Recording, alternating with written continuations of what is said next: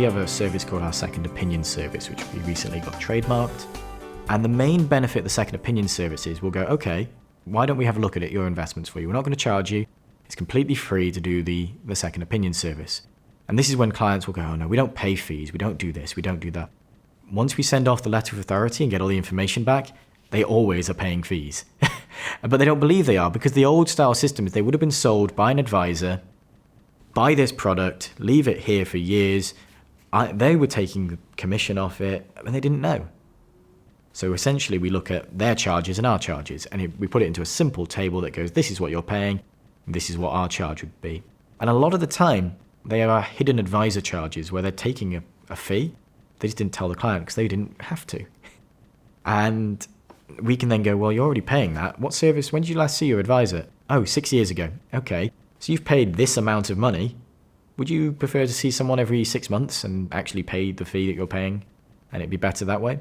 We do have the occasional people who may say that we're charging too much. It sounds a bit strange to say, but if they can't see the value in what we're charging, we'll probably not accept them as clients.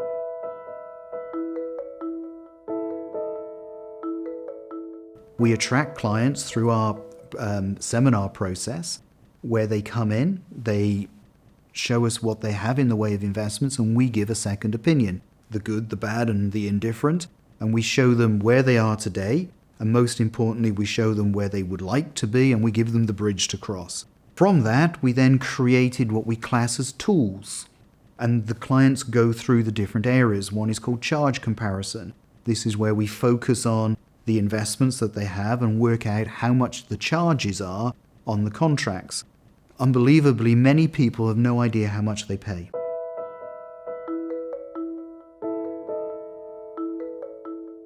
And when we educate them, it is good because now they know what they're paying, now they expect more for it.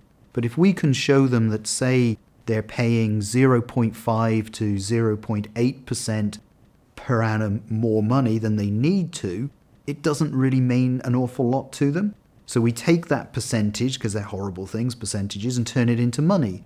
So if you've got a client who's got, say, £500,000, and we can save them, say, 0.5%, 50 basis points on 500,000, that's £2,500 a year in fees we've saved.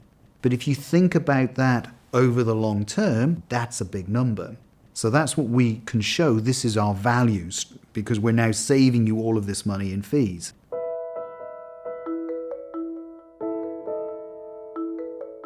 We then go through the second process, which is what we call risk ladder. This is where we explain how the risks that they're prepared to take and the risk that the investment is prepared to take.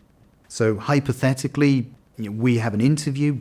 Let's say you're a cautious investor. We would recommend that a cautious investor has about 30% of their money invested in equities and the rest in other asset classes. So then we agree they're happy with that.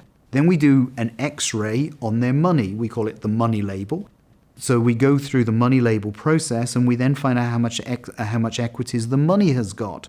And that we will find on average that investment will be, say, 80 or 90% invested in equities and the clients only want 30%. And we go, oh, that's the problem. When the market crashes and it loses 40% and you don't ever want to open up a statement because it's horrible, the reason is because you've got too much exposure to the equity market. So what do? Because at the moment the client has joined the money and we go, no, we need to get the money to come down to the client's level. So through the risk ladder and through the money label process, that allows that situation to come together. So we can save them some money, we can reduce the levels of risk. Now we're starting to create a plan. Then we introduce them into our model portfolios, 10 risk-graded solutions dependent on the risk levels. And then we enter them into the wealth management program.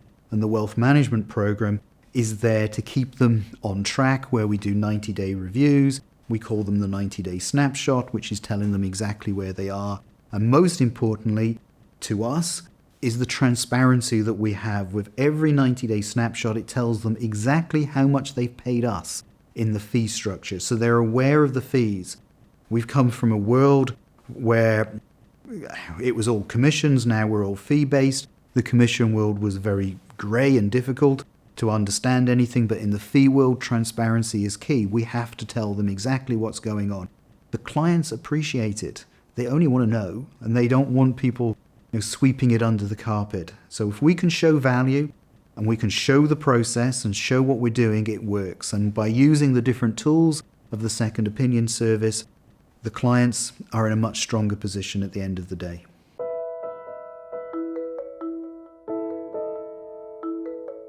We do occasionally turn clients away because you want to work with people you trust, like, and respect. And if they don't feel like they can see your worth, what's the point? I suppose it's a bit like a personal relationship. And if your other partner doesn't see your worth, then you wouldn't remain in the relationship. And it's exactly the same when it comes to our working relationship with clients. If they can't see our worth, they're only ultimately probably going to lead to a complaint one day, because the markets go up and down. We all know that. Clients know that, but they don't want to believe it. So when the markets do dip and they maybe aren't receiving their larger returns, they're going to either go and try and find someone else who will promise them the earth, I'm sure, and not deliver, or they're going to end up putting a complaint in, and it's not worth the risk from our side. So when it comes to clients, it's almost if they can't buy into your vision and the way your company ethos is, then they're probably not worth having as clients.